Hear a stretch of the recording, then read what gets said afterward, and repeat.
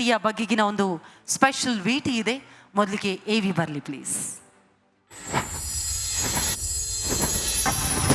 ಮನೆಯ ನಿರ್ವಹಣೆಯಿಂದ ಸಂಸತ್ತಿನಲ್ಲಿ ದೇಶದ ಭವಿಷ್ಯ ರೂಪಿಸುವ ನಿರ್ಧಾರಗಳ ಸಾಕಾರದವರೆಗೂ ಸ್ತ್ರೀಬಲ ಬೆಂಬಲ ಅತ್ಯವಶ್ಯಕ. ಹತ್ತತ್ರ 50% ಜನಸಂಖ್ಯೆ ಮಹಿಳೆಯರದ್ದಾಗಿದ್ದರಿಂದ ಸ್ತ್ರೀ ಸಮುದಾಯದ ಆಶೋತ್ತರಗಳಿಗೆ ಕಿವಿಯಾಗುವ ಅನಿವಾರ್ಯತೆ ರಾಜಕೀಯ ಪಕ್ಷಗಳಿಗೂ ಇದ್ದೇ ಇದೆ. ಓಲೈಕೆಯೋ ನಿಜ ಕಾಳಜಿಯೋ ಇತ್ತೀಚೆಗೆ ಮಹಿಳಾ ಪರ ಕಾರ್ಯಕ್ರಮಗಳ ಘೋಷಣೆಯಲ್ಲೂ ಸ್ಪರ್ಧೆ ಜೋರಾಗಿದೆ. ಆದ್ರೆ ನಿಜಕ್ಕೂ ಮಹಿಳೆಯ ಸಶಕ್ತೀಕರಣಕ್ಕೆ ಆಗ್ಬೇಕಾಗಿರೋದೇನು?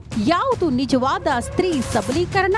ಇದೀಗ ಅದೇ ವಿಚಾರದ ಬಗ್ಗೆ ವಿಸ್ತೃತ ಚರ್ಚೆ ನಡೆಸೋ ಸಮಯ.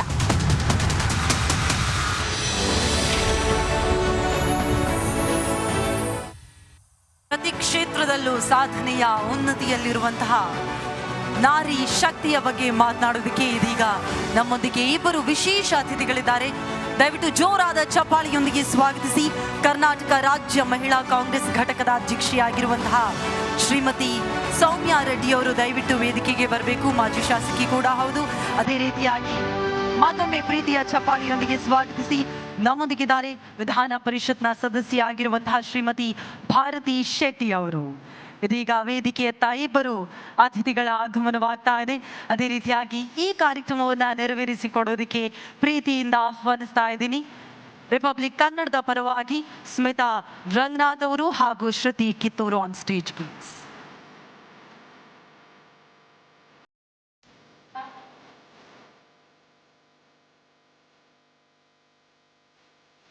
ಮೊದಲನೇದಾಗಿ 4 ಕುರ್ಚಿಗಳಲ್ಲಿ 4 ಮಹಿಳೆಯರನ್ನ ನೋಡೋದಕ್ಕೆ ಈ ಮಹಿಳೆಗೆ ತುಂಬಾ ಖುಷಿ ಆಗ್ತಾ ಇದೆ.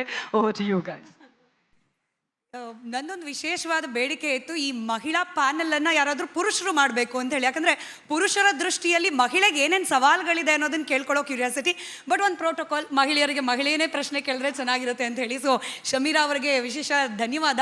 ಚೆನ್ನಾಗಿ ಕಾಣ್ತಿದೆ ಪ್ಯಾನಲ್ ಅಂತ ಹೇಳಿದಕ್ಕೆ. Anyway, coming to the matter, ಇಬ್ಬರು ಶಕ್ತಿಯುತ ಹಾಗೆ ಹೋರಾಟದ ಬದುಕನ್ನ ಕಂಡ ರಾಜಕೀಯದಲ್ಲಿ ಹೆಸರನ್ನ ಮಾಡಿದ ಮಹಿಳೆಯರನ್ನ ಕೂರಿಸ್ಕೊಂಡಿದ್ದೀವಿ. ರಾಜಕೀಯ ಬಹುಶಃ ಬೇರೆ ಎಲ್ಲ ಕ್ಷೇತ್ರಕ್ಕಿಂತ ಹೆಚ್ಚು ಸವಾಲ್ದಾಯಕ ಮಹಿಳೆಯರ ಪಾಲಿಗೆ. ಪುರುಷ ಪ್ರಧಾನ ಅನ್ನೋದು ಈಗಲೂ ಕ್ಲೀಶೆ ಅನ್ಸಿದ್ರು ಕೂಡ ಜೀವಂತವಾಗಿರೋದು ಬಹುಶಃ ರಾಜಕೀಯದಲ್ಲೂ ಕೂಡ ಅನ್ನೋ ಪ್ರಶ್ನೆ ಇದೆ. ಹೀಗಾಗಿ ಹೌದಾ ಅದು ನಿಜಾನ? ಸವಾಲ್ಗಳೇನು?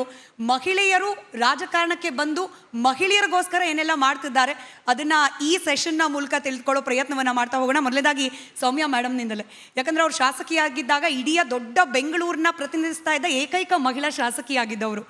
ಚಾಲೆಂಜ್ ಆಗ ಹೇಗಿತ್ತು, ಈಗಲೂ ಹಾಗೇ ಇದೆಯಾ? ಸುಧಾರಿಸಿದೆಯಾ ವಾತಾವರಣ? ಯಾಕಂದ್ರೆ ನಿಮ್ಮದೇ ಪಕ್ಷದ ಸರ್ಕಾರ. ಎಲ್ರಿಗೂ ನಮಸ್ಕಾರ. ಮೊದಲನೇದಾಗಿ ಆರ್ ಕನ್ನಡ, ರಿಪಬ್ಲಿಕ್ ಕನ್ನಡ ಎಲ್ರಿಗೂ ನಾನು ಧನ್ಯವಾದ ಹೇಳಬೇಕು ಅಂತ ನಾನು ಬಯಸ್ತೀನಿ. ಭಾಳ ಸಂತೋಷ ಆಗುತ್ತೆ, ಭಾಳ ಹೆಮ್ಮೆ ಆಗುತ್ತೆ. ಇದು ನನ್ನ ಸೌಭಾಗ್ಯ ಅಂತ ನಾನು ಭಾವಿಸ್ತೀನಿ. ಎಸ್, ಚಾಲೆಂಜಸ್ ಮಹಿಳೆಯರಿಗೆ ಹಿಂದೆ ಎಷ್ಟಿತ್ತು, ಚಾಲೆಂಜಸ್ ಇನ್ನೂ ಇದೆ, ಇನ್ನೂ ಎಲ್ಲೋ ಒಂದು ಕಡೆ ಹೆಚ್ಚಾಗ್ತಿದೆ. ಆದರೆ ವಿಶೇಷವಾಗಿ ನನಗೆ ಭಾಳ ಹೆಮ್ಮೆ ಆಗುತ್ತೆ. ನಾನು ಒಬ್ಬ ಕಾಂಗ್ರೆಸ್ ಪಕ್ಷದ ಒಬ್ಬ ಕಾರ್ಯಕರ್ತೆಯಾಗಿ ನಿಜವಾಗ್ಲೂ ನಮ್ಮ ರಾಜೀವ್ ಗಾಂಧಿಯವರ ಕನಸಿತ್ತು ಮಹಿಳೆಯರಿಗೆ ರಾಜಕೀಯವಾಗಿ, ಸಾಮಾಜಿಕವಾಗಿ, ಆರ್ಥಿಕವಾಗಿ ಅವರು ಬರಬೇಕು ಅಂತ.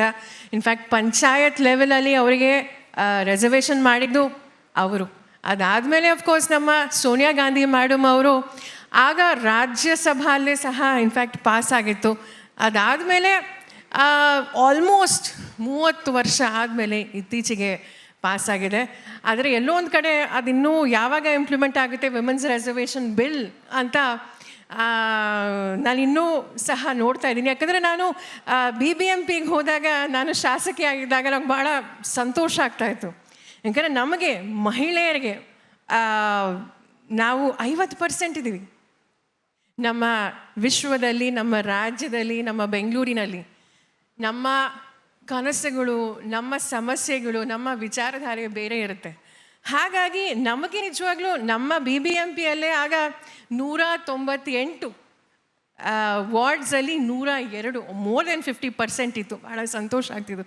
ಆದರೆ ಅದೇ ರೀತಿ ನಾನು ಅಸೆಂಬ್ಲಿಗೆ ಹೋದಾಗ ನಾನು ನಿಜವಾಗ್ಲೂ ಹುಡುಕಾಡಬೇಕಾಗಿತ್ತು, ಎಲ್ಲಿದ್ದೀವಿ ನಾವು ಮಹಿಳೆಯರು ಅಂತ.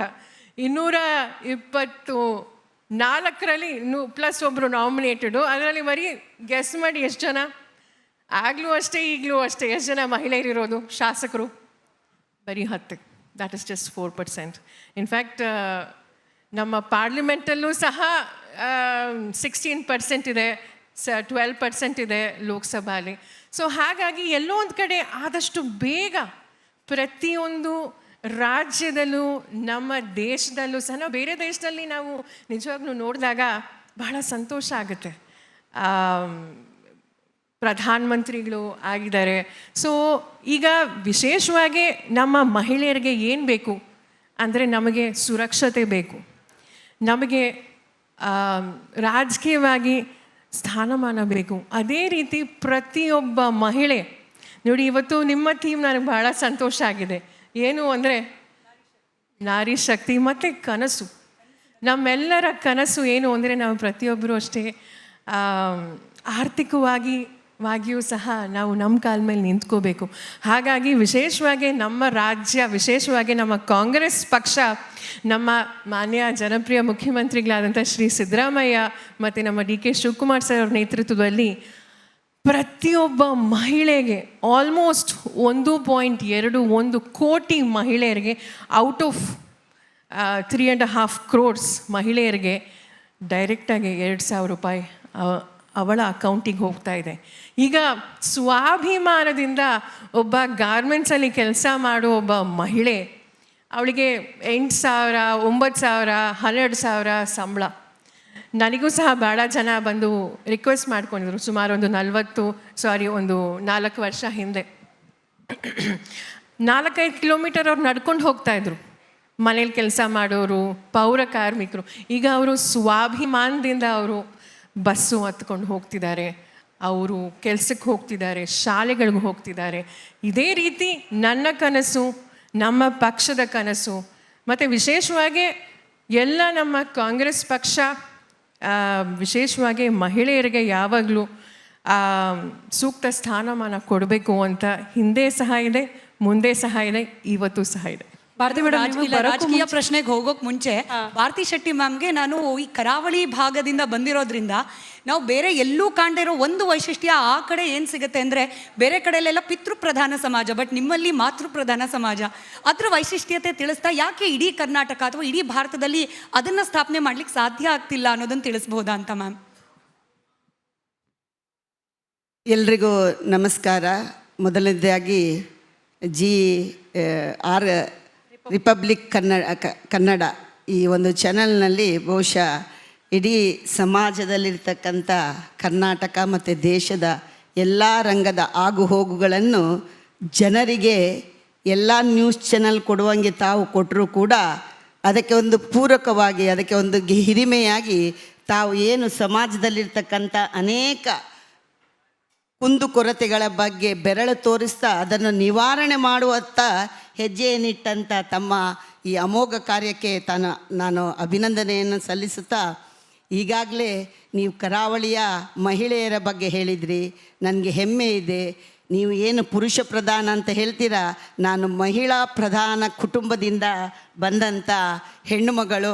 ದಕ್ಷಿಣ ಕನ್ನಡ ಜಿಲ್ಲೆ ಎಂದೇ ಕರಾವಳಿ ಭಾಗದಲ್ಲಿ ಅಲ್ಲಿರ್ತಕ್ಕಂಥ ಬಂಟ ಸಮಾಜ ಆಗಿರ್ಬೋದು, ಅಥವಾ ಅಲ್ಲಿರ್ತಕ್ಕಂಥ ಮೊಗವೀರ ಸಮಾಜ ಆಗಿರ್ಬೋದು, ಅಲ್ಲಿರ್ತಕ್ಕಂಥ ಪೂಜಾರಿ ಸಮಾಜ, ಬಿಲ್ಲವ ಸಮಾಜ ಆಗಿರ್ಬೋದು, ಹೆಚ್ಚಿನ ಸಮಾಜಗಳು ಮಹಿಳೆಯರಿಗೆ ಪ್ರಾತಿನಿಧ್ಯವನ್ನು ಕೊಟ್ಟು ನಾನು ಬಹಳ ಇವತ್ತು ನಾವು ಮಹಿಳಾ ಸಬಲೀಕರಣದ ಬಗ್ಗೆ, ಮಹಿಳೆಯರು ಕೆಲಸ ಮಾಡುವ ಬಗ್ಗೆ ಮಾತಾಡ್ತೇವೆ. ಆದರೆ ಕರಾವಳಿಯಲ್ಲಿ ಭಾಳ ಹಿಂದಿನ ಕಾಲದಿಂದಲೂ ನಾನು ಕಳೆದ 50-60 ವರ್ಷ ಹಿಂದೆ ಸಣ್ಣವಳಿದ್ದಾಗ ಕೂಡ ಮಹಿಳೆಯರು ಸಣ್ಣ ಕೆಲಸದಿಂದ ದೊಡ್ಡ ಕೆಲಸದವರೆಗೆ ಆರ್ಥಿಕವಾಗಿ ಸ್ವಾತಂತ್ರ್ಯವನ್ನು ತೆಗೆದುಕೊಳ್ಳುವಂಥ ಹೆಜ್ಜೆಯನ್ನು ಇಟ್ಟಂಥ ಅತ್ಯಂತ ದೊಡ್ಡ ಸಂಖ್ಯೆಯ ಮಹಿಳೆಯರನ್ನು ನಾವು ಕರಾವಳಿ ಭಾಗದಲ್ಲಿ, ಅದು ಮೀನುಗಾರರ ಹೆಣ್ಣುಮಕ್ಕಳಾಗಿರ್ಬೋದು, ಮೀನು ಮಾರುವುದು ಹೆಚ್ಚಿನ ಸಂಖ್ಯೆಯಲ್ಲಿ ಹೆಣ್ಣುಮಕ್ಕಳೇ.